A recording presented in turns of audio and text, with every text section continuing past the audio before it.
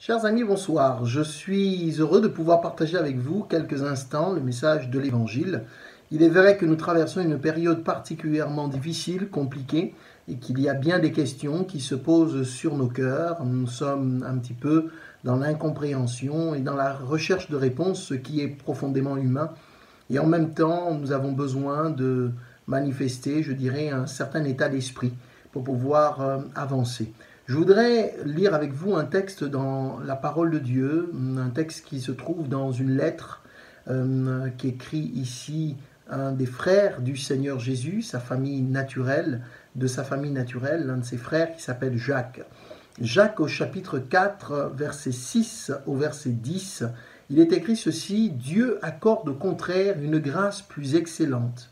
C'est pourquoi l'Écriture dit: Dieu résiste aux orgueilleux, mais il fait grâce aux humbles.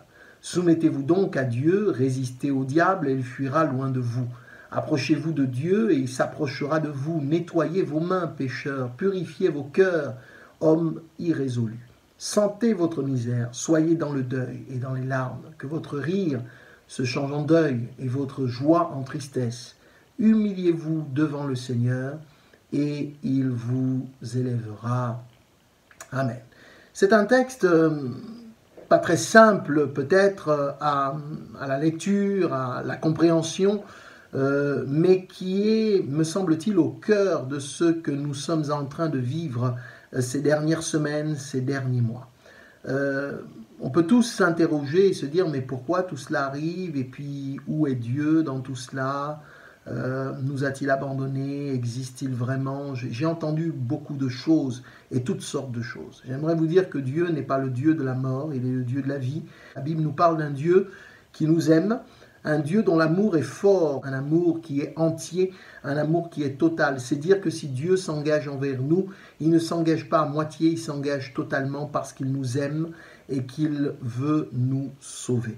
La Bible ici nous parle de circonstances qui ne sont pas simples, elle nous parle pourtant d'une grâce plus excellente. Une grâce, c'est quelque chose d'immérité. Une grâce, c'est quelque chose qu'on n'attendait pas. Ce n'est pas le fruit de nos efforts, ce n'est absolument pas le produit de nos capacités. Quand on nous fait une grâce, c'est quelque chose d'absolument immérité. Nous ne le méritons pas et nous recevons un don, un cadeau précieux qui vient pour nous aider dans notre difficulté. La Bible nous dit donc que Dieu a pour nous une grâce, il accorde une grâce plus excellente.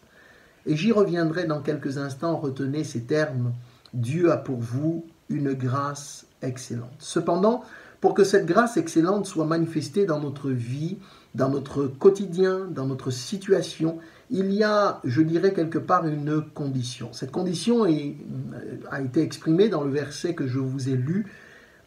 Dieu résiste aux orgueilleux, mais il fait grâce. Il accorde donc la grâce excellente aux humbles. Dieu résiste aux orgueilleux, mais il fait grâce aux humbles. Nous sommes dans un contexte compliqué, difficile, qui n'est pas simple, je l'ai dit en préambule. Un homme dans la Bible, et particulièrement dans les évangiles, dans l'évangile de Marc au chapitre 9, traverse une situation difficile. Il a un fils qui est malade profondément, touché même par des puissances des ténèbres. Il est secoué, il a des crises qui le projettent et l'entraînent souvent au point que son père a souvent cru qu'il allait mourir. Et puis, cet homme a entendu parler de Jésus et il est allé vers lui. Jésus n'étant pas là, il s'est adressé à ses disciples. Les disciples de Jésus ont prié pour cet enfant qui n'a absolument pas connu de changement majeur.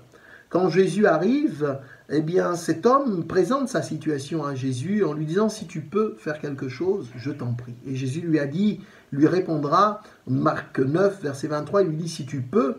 Alors cet homme, entendant cela, Jésus lui dit: tout est possible à celui qui croit. Alors cet homme va dire à Jésus: Seigneur, je crois. Et c'est le verset que je vous lis ici. Il répondra à Jésus ceci: je crois, viens au secours de mon incrédulité. Ce texte nous présente une situation incompréhensible. Cet homme n'a aucune solution humaine. Il est perdu, il est à bout, il est fatigué, il est épuisé. Il a pensé que quelques-uns pouvaient faire quelque chose pour lui, ça n'a pas fonctionné, pour son fils du moins.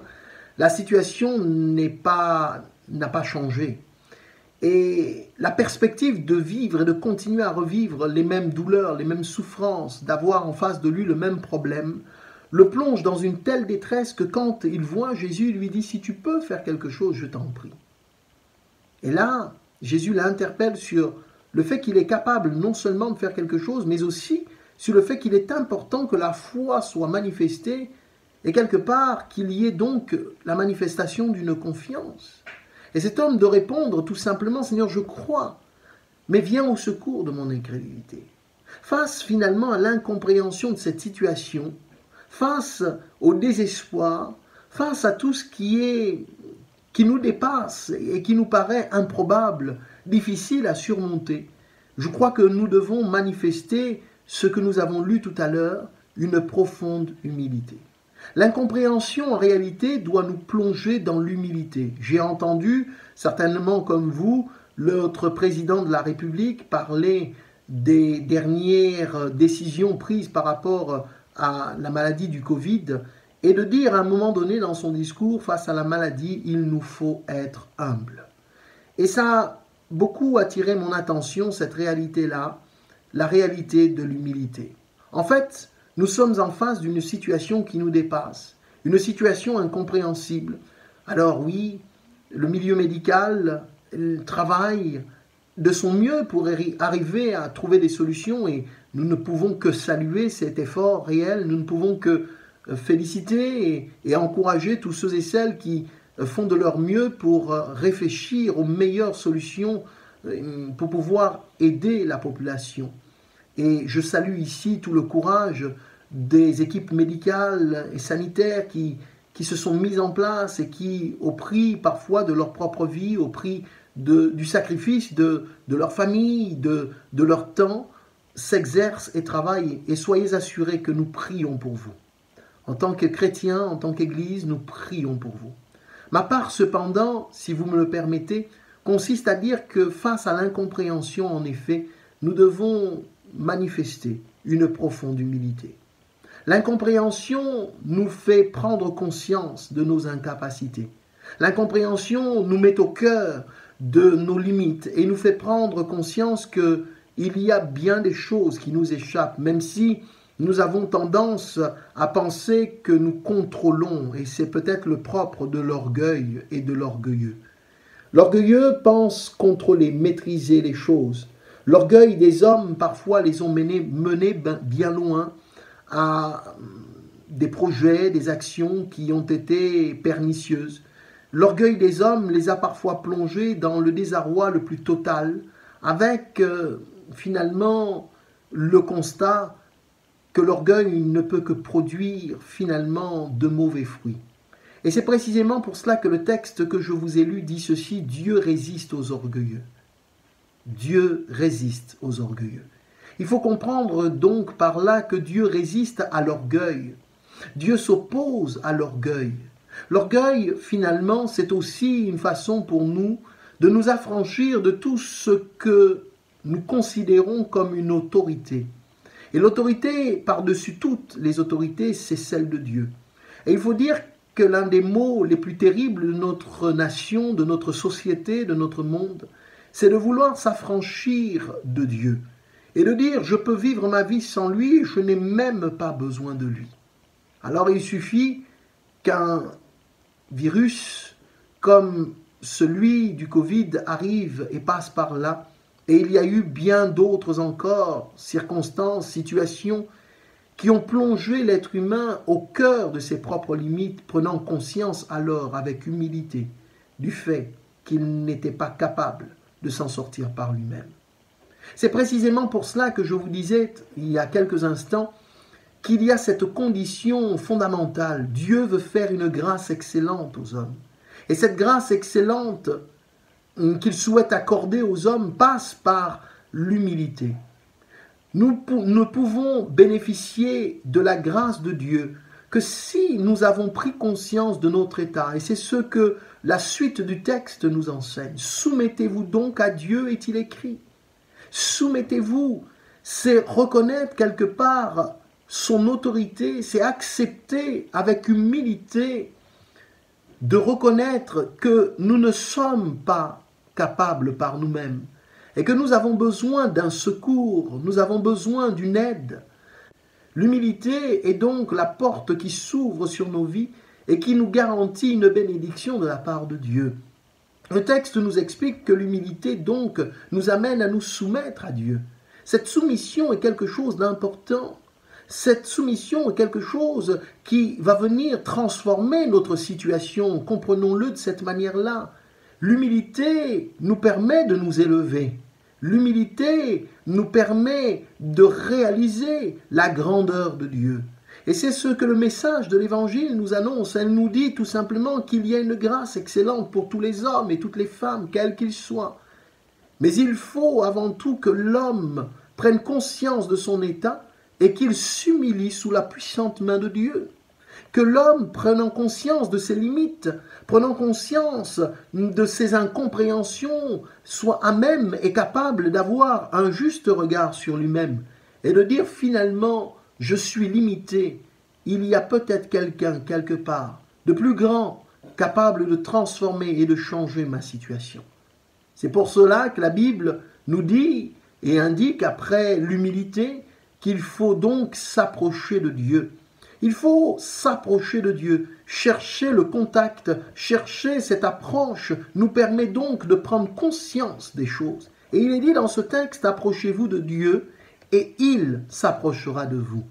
Dieu attend que nous nous approchions de lui. C'est la part qui est la nôtre et il ne nous y forcera pas. N'allez pas penser que la maladie ou que les souffrances qui arrivent sont, je dirais, une forme de malédiction de la part de Dieu pour nous punir ou pour nous frapper. Loin de là. Je dirais que toutes ces choses-là qui découlent de la vie et qui parfois frappent durement notre existence sont le produit et le fruit de l'absence de la vie de Dieu en nous. Bien au contraire, le Seigneur voudrait être proche de nous. C'est pour cela qu'il est dit, approchez-vous de Dieu et il s'approchera de vous. Il y a un choix à faire, mes amis. Il s'agit de décider à un moment donné de dire, ça suffit. Je ne veux pas vivre loin de Dieu. Je ne veux pas me repaître dans mon orgueil. Je ne veux pas m'enfermer dans mes suffisances. Mais je veux reconnaître quelque part que nous sommes bien petits et bien humbles. Nous nous sentons profondément humbles quand nous serrons ou nous tenons dans nos bras un enfant qui vient de naître et que l'on réalise, après les efforts fournis par la maman, nous réalisons toute la beauté de la création rendue à travers cet enfant que nous tenons dans nos bras. On réalise alors avec humilité que Dieu est bien plus grand que ce que nous pourrions imaginer. Mes amis, approchez-vous de Dieu et il s'approchera de vous. L'Écriture va plus loin et nous dit « Nettoyez vos mains, pécheurs, purifiez-vous, hommes irrésolus ». Il nous est invités ici à sentir notre misère. Sentir, c'est réaliser, prendre conscience de notre misère. Oui, je le dis, je le réalise et je le vois autour de moi. À travers tout ce à quoi nous assistons, je me dis l'être humain est dans une telle désespérance, une telle misère. Et cette misère, il est important d'en prendre conscience, il est important de la réaliser. Les circonstances nous poussent, mes amis, comme pour ce père, tout à l'heure dont je vous parlais, qui s'écrie « Viens au secours de mon incrédulité ». Les circonstances de sa vie l'amènent à prendre conscience de sa misère, de ses limites, de ses incapacités. Ne vous arrivait-il pas de dire « Je me sens misérable, je ne me sens pas capable, je me sens si petit, je me sens si faible et si fragile ». Non pas une culpabilité outre mesure qui nous plongerait dans le désespoir le plus absolu, quoique ma prière c'est que ce désespoir réveille notre conscience et nous pousse à dire j'ai besoin de Dieu, j'ai besoin d'une grâce excellente, une grâce manifestée dans ma vie.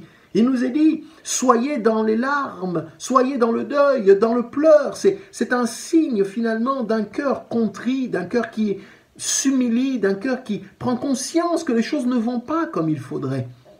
Et à la suite de cela, la Bible nous dit ceci, vous humiliant devant le Seigneur, il vous élèvera. Alléluia! il vous élèvera, c'est-à-dire il vous relèvera, il vous prendra par la main, il vous prendra et vous permettra de remonter la pente.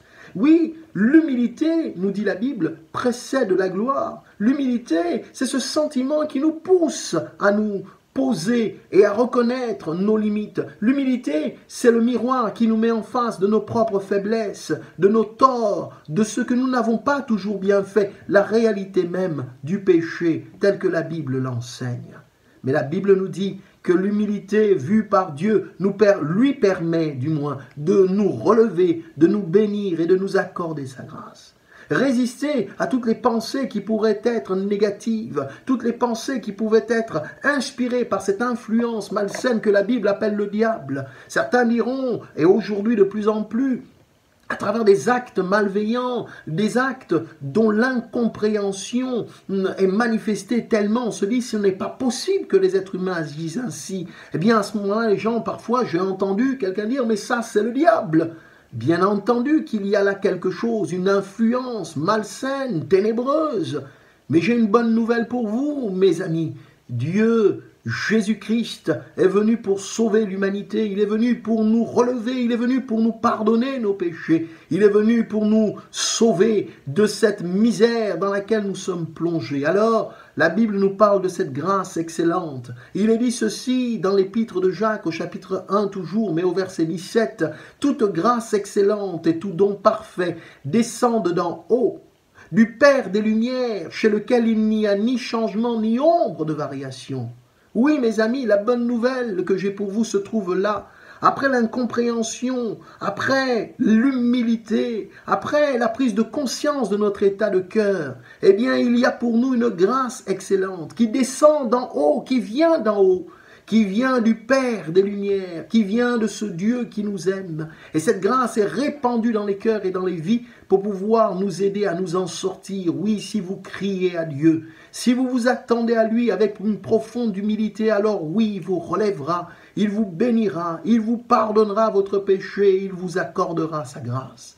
Voulez-vous goûter à cette grâce excellente? J'y ai goûté il y a maintenant près d'une vingtaine d'années et je peux vous dire que tous les jours, je savoure cette grâce excellente dans ma vie et je prie pour qu'il en soit de même pour vous, mes amis. Que Dieu vous bénisse et que sa grâce soit votre partage. C'est en Jésus-Christ que vous la trouverez. Attendez-vous au salut de Dieu et à sa miséricorde.